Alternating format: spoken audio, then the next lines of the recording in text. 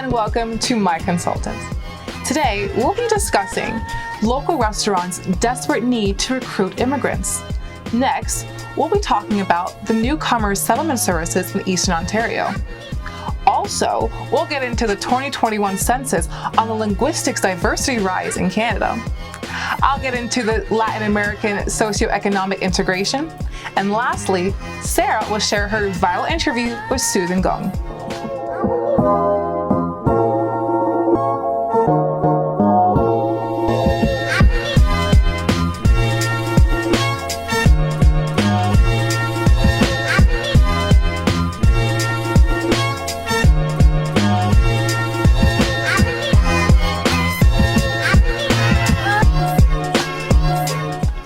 Outside looking in, it seemed as though the Canadian restaurant business has hit the ground running since the COVID-19 restrictions were lifted.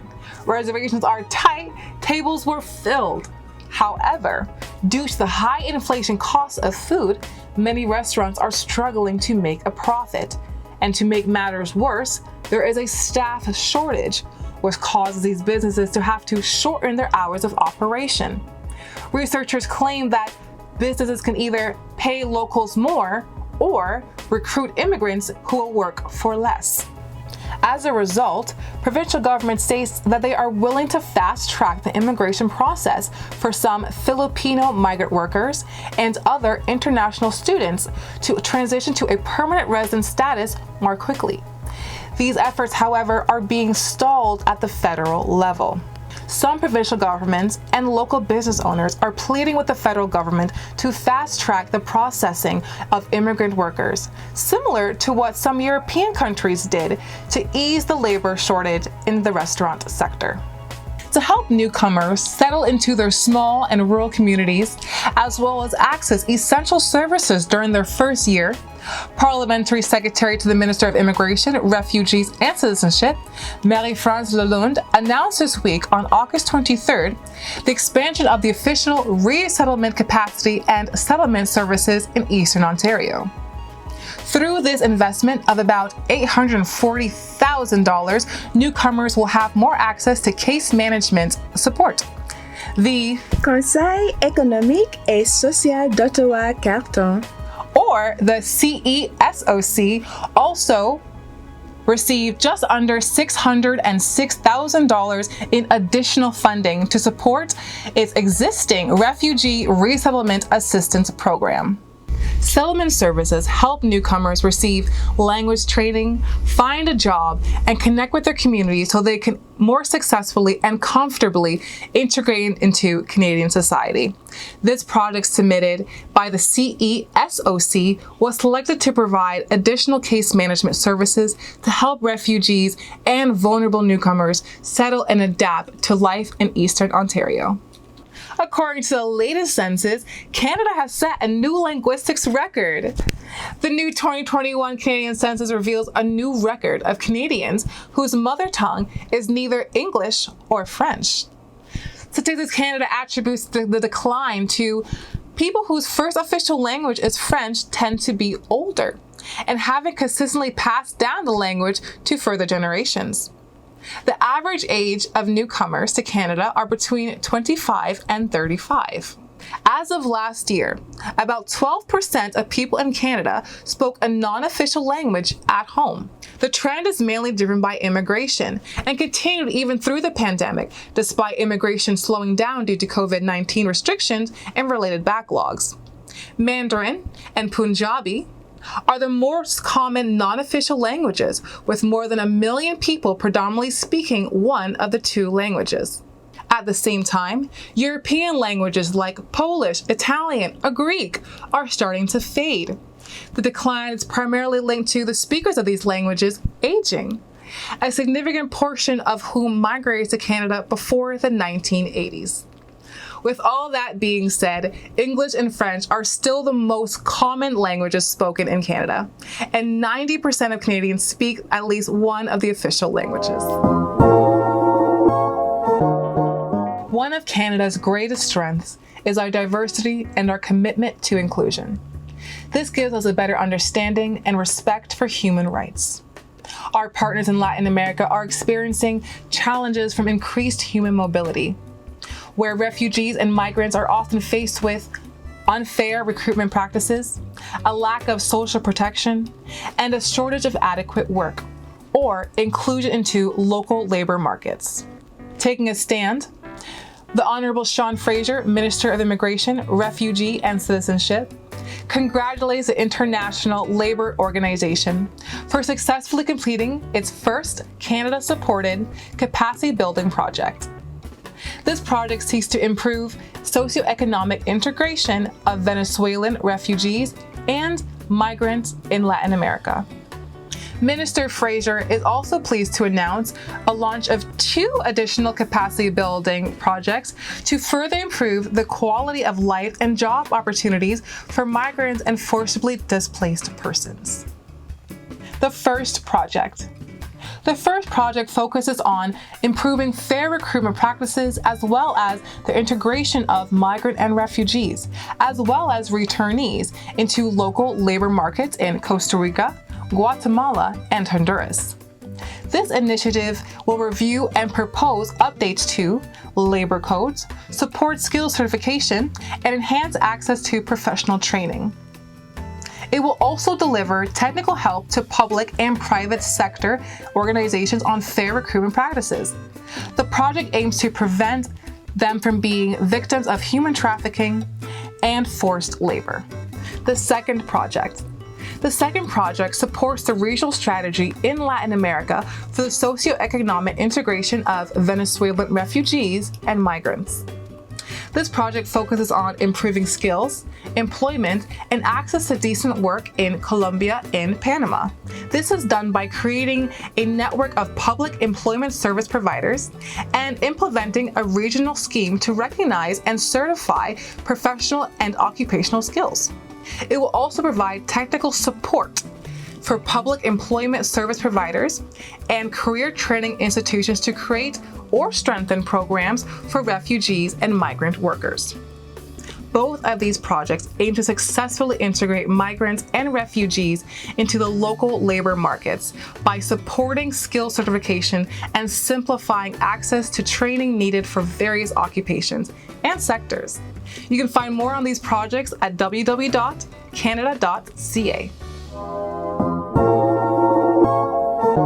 Welcome to the interview segment of the show where we talk to a registered Canadian immigration consultant, or RCIC, about their practice, their specializations in the field, their personal immigration stories, and advice that they have for our viewers who are looking to come to Canada. Let's get started.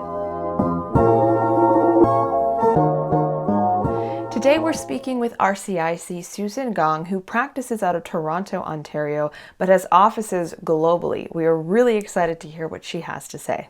Welcome, Susan. Can you introduce yourself a little? Hi, my name is Susan Gong. My practice is located in Toronto. That's our head office. Our company name is Altech Global Inc.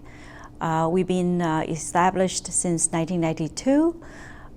We have a branch office in Vancouver and the representative offices all over the world.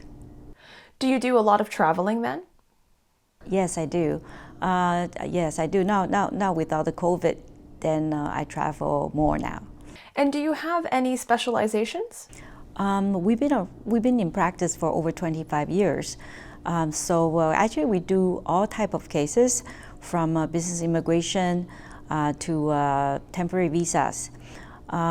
Recently, we've been focusing on the startup visa. It's a federal program. And since we are in Ontario, we also have a lot of the Ontario Immigration Nominee programs as well. Wow, some great variety there. So how did you get into the immigration consulting profession? I'm a former member of the Immigration and Refugee Board. So from that, I see the challenges of people try to immigrate to Canada. And also with background as a chartered accountant, I can assist business in, and my work experience as a chartered accountant also granted me the ability to assist people for creating business in Canada. these elements led me to create my practice, the Altec Global Inc. Wow, so you previously worked for the IRB, the Immigration and Refugee Board of Canada. That is a great background to have for this profession. So what is your personal immigration story? Well, that's usually I make people guess where I'm from originally. So most people cannot guess it right. I'm originally from Taiwan, so I was born in Taiwan, and I came to Canada in the 1970s. In those days, there are not too many immigrants in Canada. And I came here for high school. I could barely speak English, but I worked very hard on my language skills. And then I graduated from university. I got my CPA and then was sitting on the board as an IRB member. So that sort of gave me the inspiration to help other people to immigrate to Canada to realize their dreams. Wow, so you've been in Canada for a while now. What was it like to come to a new country in your teens? Oh, it's very interesting because when I came to Canada, it was in February, and it was snowing, and I actually lived in Ottawa, so it was really cold. But as a young person, teenager, that didn't really bother me, and I really enjoy all the outdoor sports. And I remember I have to get into a snowsuit, and that was kind of interesting. I never had a snowsuit before, so that kept me very warm. And so it was good. I met a lot of friends. I found Canadians are so friendly. They always include me in their activities and invite me to their home after school. And so it was a very, very positive experience for me. Well, I'm so glad to hear that you had such a positive experience. What would you say was the hardest thing to get used to about Canada, and what was your favorite thing about the country? I would say when I first came, the hardest thing for me, it was actually the language barriers. Because when I was in Taiwan, the English language was only taught starting in junior high school. So I really couldn't speak much English at all. So when I first came and I went to school, and I thought I was living in a fog because I didn't really understand what's going on around me. And in class, I remember just copying the notes, take it down, and then go home and I got to look up the dictionary of all my notes. So that was a very hard time I had. But just with nice neighbor, nice schoolmates, and also in that age, I guess learning is fast, right? So within I would say 3 years, my English actually caught up to the level of the high school kids, and I got into university. So I would encourage the prospective immigrants to have the language skill. You know, take some English lessons or French lessons before come to Canada will be a lot easier. But our government always have the Newcomer program too, to help new immigrants with their language skills. Thank you, Sarah, and thank you for tuning in to this week's episode of My Consultant. Be sure to click the bell icon to subscribe to the My Consultant YouTube channel. For more information on the topics covered in this week's episode, be sure to visit myconsultant.ca, where you can contact an authorized immigration and citizenship consultant. I am Tashina Thompson, and we'll see you next week.